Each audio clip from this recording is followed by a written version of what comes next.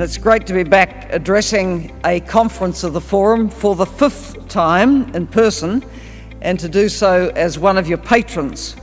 I'm very proud to be associated with this important Commonwealth institution and to be able to meet delegates from across the world's regions and from both the global south and the north. I think it's this broad base of support which always gives the Commonwealth its strength. As Prime Minister of New Zealand, I was so pleased to have the conference of the Forum in my home city, Auckland, in 2007. And I've been pleased to see the important contribution of Kiwis in the Forum before and since that time, not least Basil Morrison and Lawrence Yule, who were both heads of New Zealand Local Government Association. And if I can be a little bit parochial, I'm pleased to see their successor, Mayor Dave Cull from Dunedin, New Zealand, attending here for the first time as the new leader of Local Government New Zealand. When I went to New York in 2009 to head the United Nations Development Programme, your former Secretary-General, Carl Wright, was an early visitor. UNDP, like this forum, is an active contributor to building local government capacity, and so is its associated program, the UN Capital Development Fund, which some of you know well too.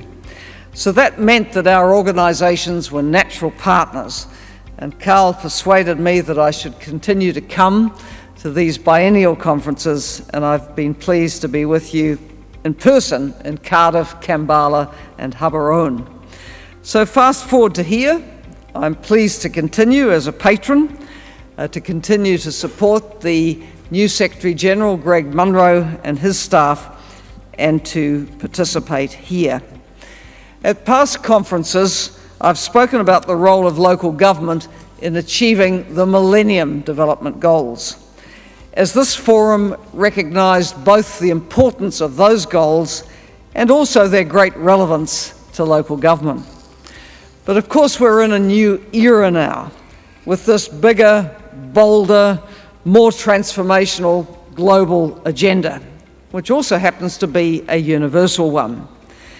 This 2030 agenda and the Sustainable Development Goals are challenging for every country. Doesn't matter whether you're a rich country, middle-income country, low-income country, least developed country, a small island developing state, it's challenging.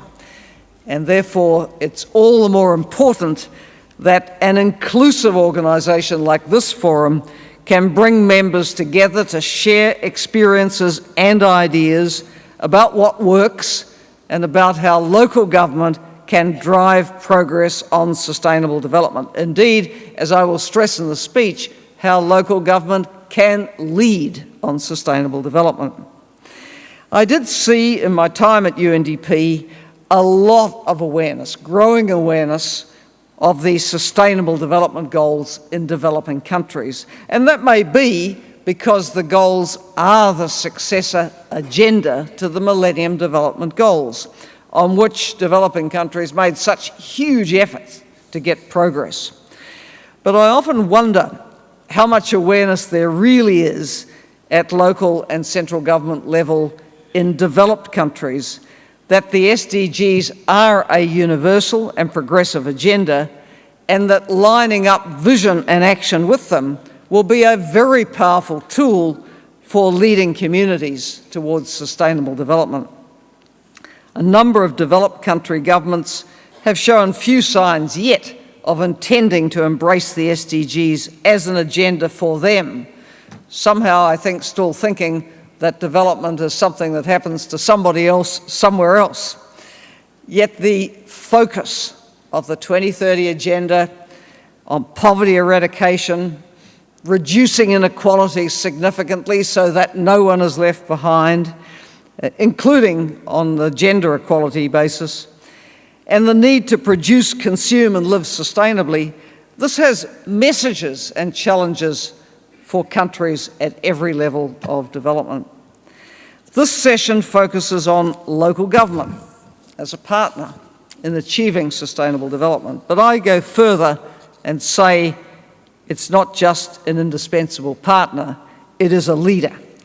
And without the full and active engagement of local government with these global goals, not much is going to be achieved. And that is because it is at the local government level that many of the most critical decisions about sustainability are made. For example, if we look at the physical design of our urban communities, are they built with a light carbon footprint? Or are they built for big greenhouse gas pollution? Can they be retrofitted for sustainability, and how fast? Are our communities equipped for walking, cycling and clean public transport? Or do they just favour the motor vehicle? Are the community's buildings, from the commercial and the administrative to the family home, energy efficient? Or are they leaking energy through a hot summer and through a cold winter? How about the community's waste?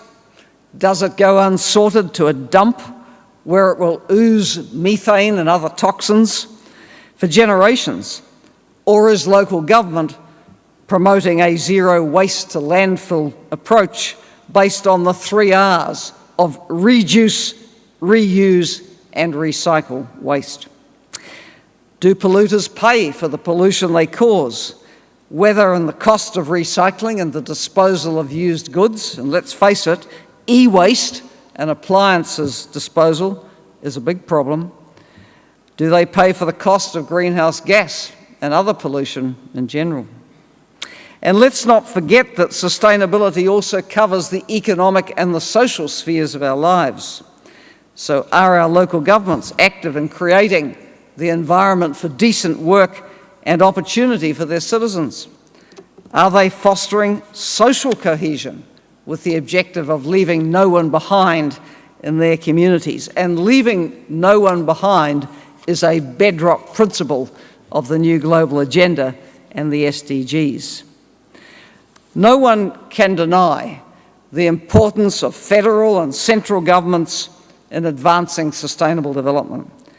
But if a country is going to have a good story to tell on these SDGs, then local government will have to be engaged as a full and willing partner and leader in its own right.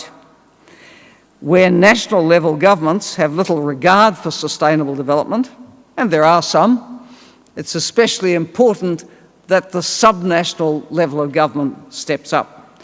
And I think we see this now in the United States, where progressive states and cities are making it very clear that they support the Paris Climate Agreement, and they will do whatever they can to see that their subnational administration is part of the solution to climate change and not part of the problem. So, what will local government need in order to play its full role in the new global agenda? I want to offer a few thoughts on this. Firstly, I do think that empowerment of local government to act in accordance with the new global agenda and the wishes of its communities is critical. In many countries, local government continues to be kept on a very short leash, able to do only a narrow range of things that are set out in statute. That is not good for communities. I don't think it's good for countries as a whole, as excessive centralisation can lead to a one-size-fits-all approach, which never really works, and can lead to bottlenecks in policy making and implementation, when actually empowered and capable local government could just get on and get things done. 15 years ago in New Zealand, my government took a new Local Government Act through Parliament, and it provided local government with what we called a general power of competence. The only competency we reserved entirely for central government was in the realm of our foreign affairs and defence arrangements. But those aside, local government, through proper planning processes, was free to respond to the aspirations and needs of its communities. I think that kind of autonomy and power to act would greatly assist local governments to get on with Agenda 2030 and the Sustainable Development Goals. And the fast movers among local governments could be showcases for what others can do, and even inspire action at the national level. My second point, with this greater autonomy, it becomes even more important that local governments practice the inclusive and responsive governance which is called for in the Sustainable Development Goals. Local governments can be models of collaboration between citizens and authorities, ensuring that everyone can be heard as local government goes about its planning, its policy making and its implementation. And this means paying special attention to those whose voices have not always been heard, the voices of women, of young people, of marginalised communities generally. The local government which wants to pursue sustainable development must be an open local government, a receptive local government, and be worthy of the people's trust. Now, thirdly, let me make that point another way. I think trust is built where there is zero tolerance of corruption. So often, citizens get services for only a small consideration, or in plain words, a bribe. If local governments aren't seen to uphold the rule of law, citizens will rightly be cynical of whatever administrations claim to be their priorities. And that's not a good climate in which to pursue sustainable development, as the engagement of every citizen and household is required to make the changes that need to be made. There is a Sustainable Development Goal target in Goal 16, which calls for substantially reducing corruption and bribery in all their forms. And this target should be given priority.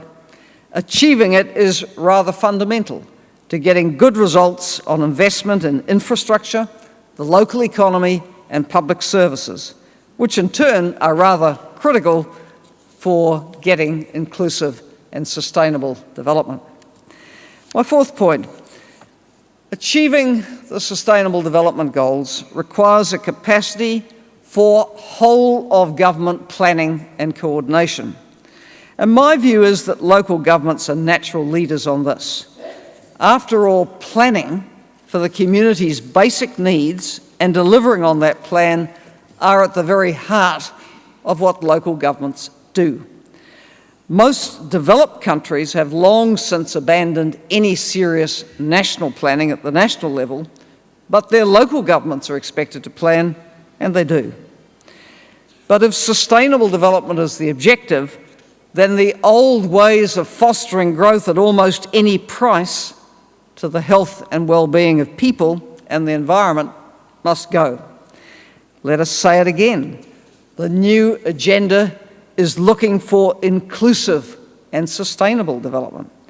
It should be development which advances human well-being, does not widen inequalities further, and doesn't trash the environment.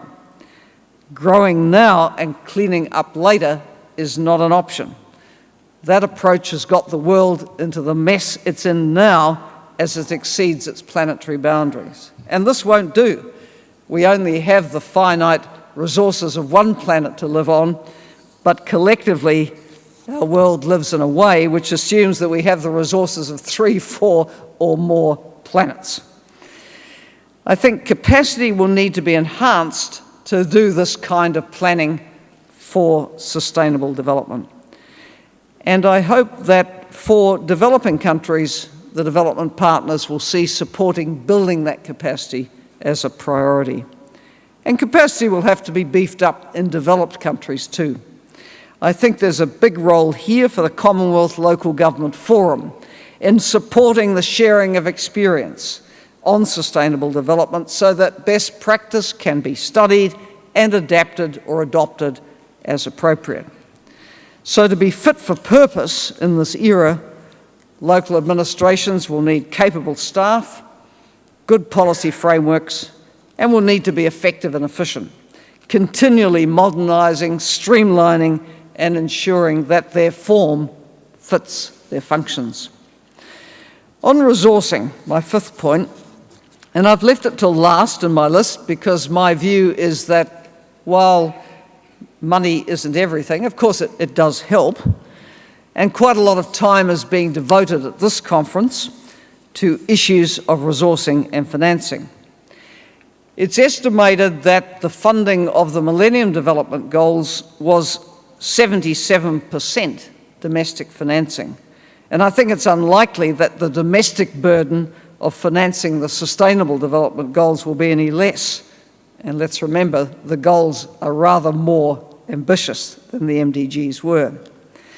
In 2015, the Addis Ababa Action Agenda, which came out of the third International Conference on Development Financing, was realistic in saying that all sources of finance must be drawn on for development, public and private sources, and domestic and international sources, and I would add to that developmental and environmental sources of financing, as among the greatest sources of finance available to developing countries now are through the Green Climate Fund and other climate change financing mechanisms.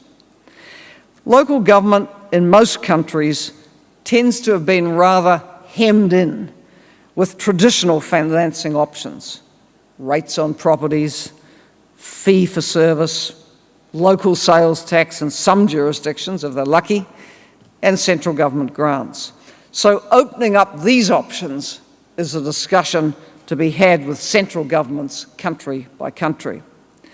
I do think it's important to evaluate very carefully what may look like easy options but might have significant hidden costs.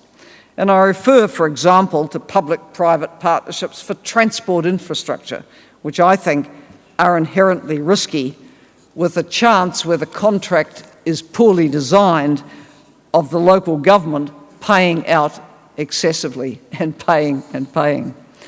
On the other hand, productive investment locally is what every local government wants for their area, and getting it should increase jobs and increase revenue. Local governments can make their luck in this respect if the local environment is transparent and honest, and if the local policy and regulation is well designed. And there's also this great opportunity to steer investment towards sustainability, for example, in the local energy infrastructure. To conclude, local government is an indispensable partner in sustainable development.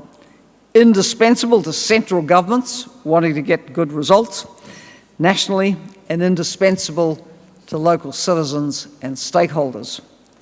Local governments need to nurture all these partnerships because they can't succeed on their own either.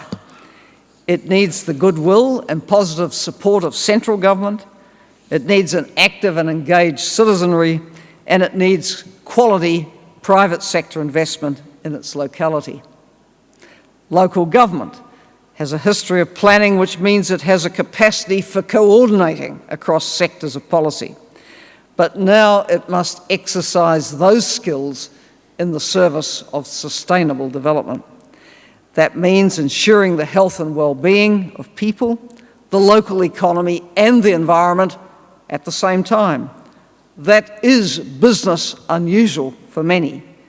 Yet worldwide, there are so many good examples of what we call triple win policies where all those objectives are being advanced together. So, in conclusion again, I wish you all a very productive conference. I hope that the delegates will go home with new ideas and new enthusiasm for the task of achieving sustainable development and progressing the SDGs. It can't be achieved anywhere without local government driving and leading. That is the importance of your task. Thank you very much.